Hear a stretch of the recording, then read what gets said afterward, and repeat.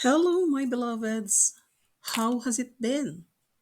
RGU here again, capturing memories in motion. I would like to share with you some life updates. At dahil December ko ipapublish itong video na to, at dahil December ngayon, so it's Christmas season, gusto kong i-share sa inyo how we decorated our home for what most people consider as the most festive occasion ever, that is Christmas.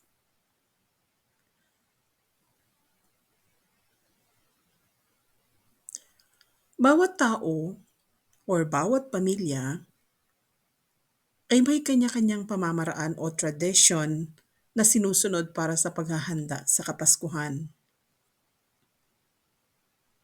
Depende sa kung nasaan tayong estado ng buhay natin, kung anong mga pangyayari na nagaganap sa buhay sa kasalukuyan, at kung nasaang lugar at sino ang mga kasama.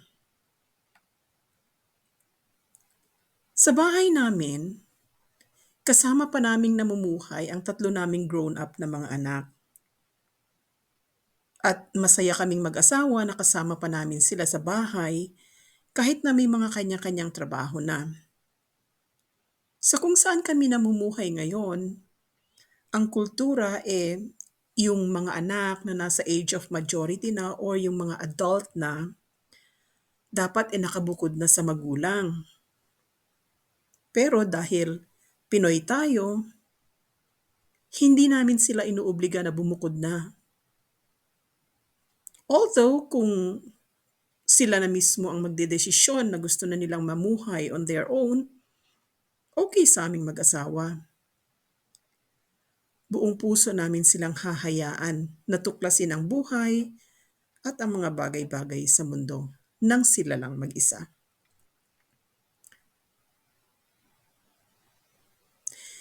Going back to our Christmas home decorations, na talagang siya namang sadya nung video na to, nung vlog na to, magmula nung nagsilaki na ang mga anak namin, silang tatlo na ang nagde-decorate ng bahay namin tuwing Kapaskuhan. Naging tradisyon na sa bahay namin every third week of November na mag-decorate para sa Pasko. Kaya third week kasi kagaya nung nabanggit ko sa previous video ko, di ba, na third week talaga kami nagde-decorate ng bahay kasi tinatapos muna namin yung Halloween. Kasi pag Halloween, nagde-decorate din. So, tatapusin muna yung Halloween, tapos tatanggalin yung mga dekorasyon, and then ililigpit. Tapos, maghihintay ng ilang linggo kasi doon naman madami ng mga paninda na mga Christmas decor sa mga tindahan. So, mas may choices ka just in case gustuhin mong magdagdag ng mga pandekorasyon.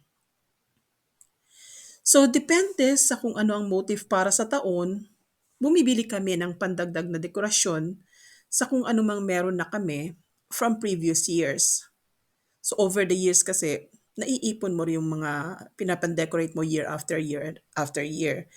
So yes, tinatago namin lahat para i-reuse sa mga susunod na taon. Magdadagdag na lang ng konti kung kailangan at kung may budget.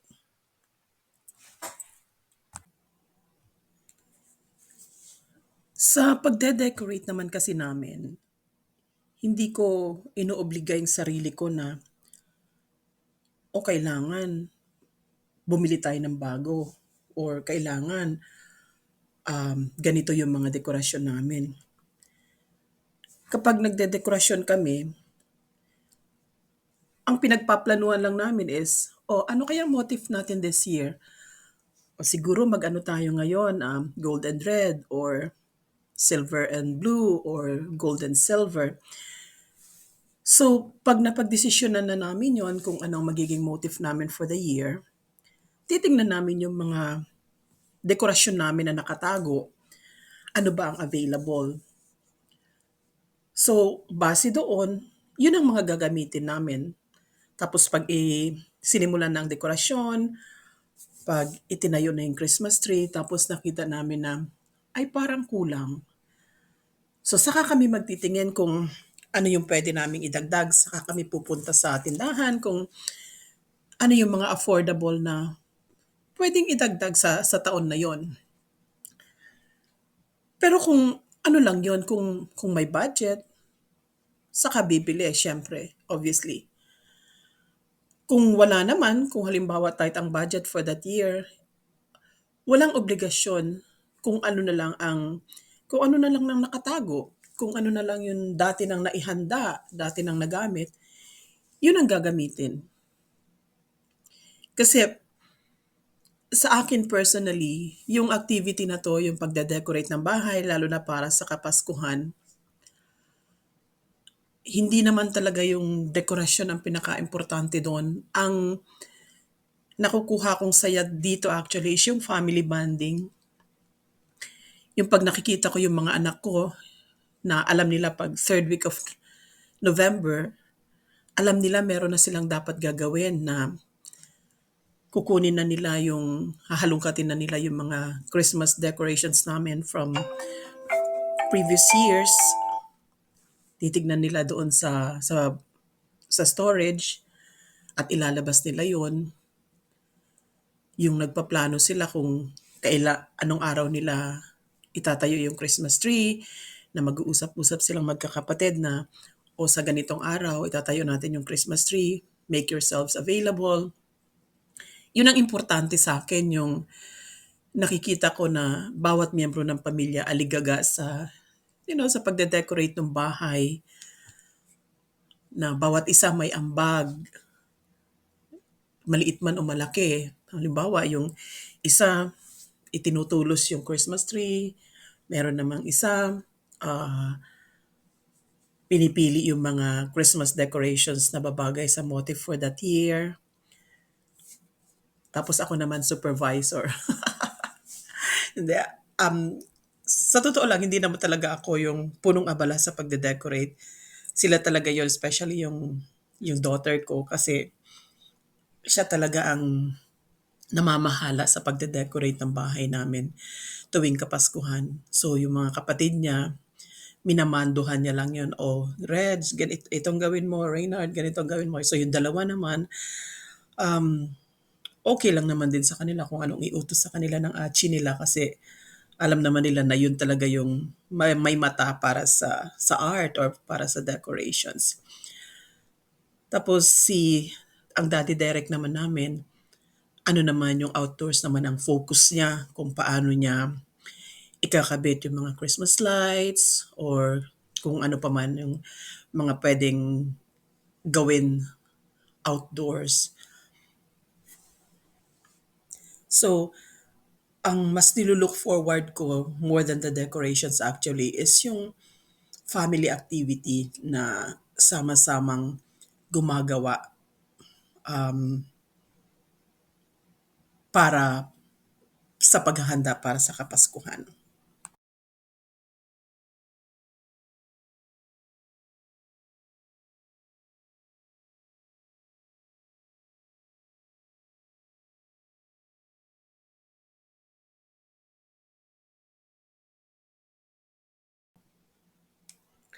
This year, naisipan namin na maglagay ng candy cane lights sa driveway for the first time. Pinagtiyagaan ng Daddy Rick namin na itanim sa gilid ng driveway. Buti na lang, meron talagang outlet for outdoor sa terrace namin na pwedeng pagsaksakan ng koneksyon para umilaw ang mga candy canes sa gabi. Kaya ayan, nagustuhan naman namin ng kinalabasan.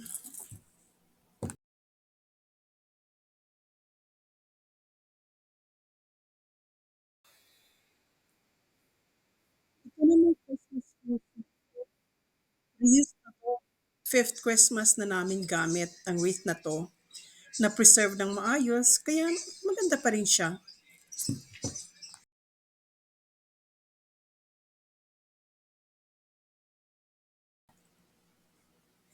Silver and white ang motif namin for Christmas 2023, kaya itong railings ng stairs papunta sa taas, Nilagyan ni Rosalie ng silver decor, tapos gumawa na lang siya ng mga white bows na pang-highlight. Maganda naman. And ito naman ang aming Christmas tree. At dahil silver and white ang motif, ang new addition na Christmas stuff is itong white na Christmas tree skirt. Kasi yung isa naming Christmas tree skirt na 17 years na namin ginagamit ay red. So hindi bagay sa silver and white motif this year. Kaya ito yung Christmas tree this year.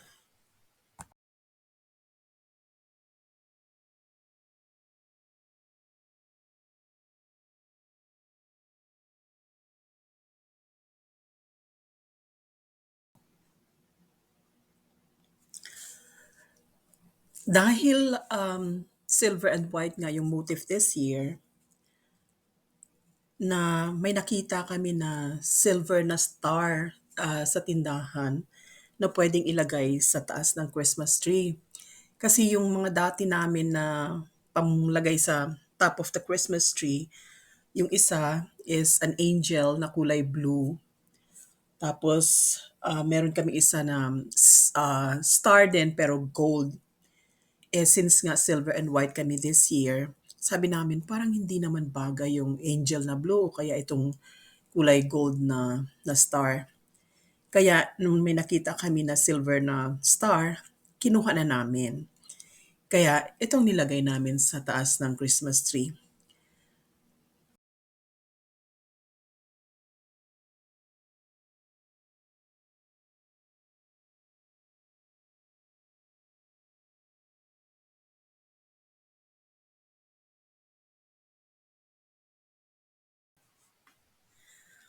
Tapos, ito yung kauna-unahang gift under the tree. Kasi yan ang unang dumating sa mga in-order.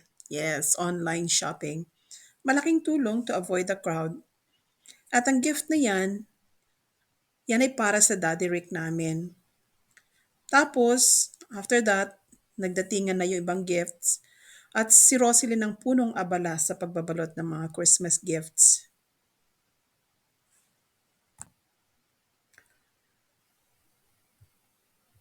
Yung ibang gifts dito, mga natanggap namin to mula sa aming mga kaibigan. Pero karamihan, regalo namin mag-anak sa isa't isa. So eto na siya ngayon, ready and waiting for exchanges on Christmas Eve.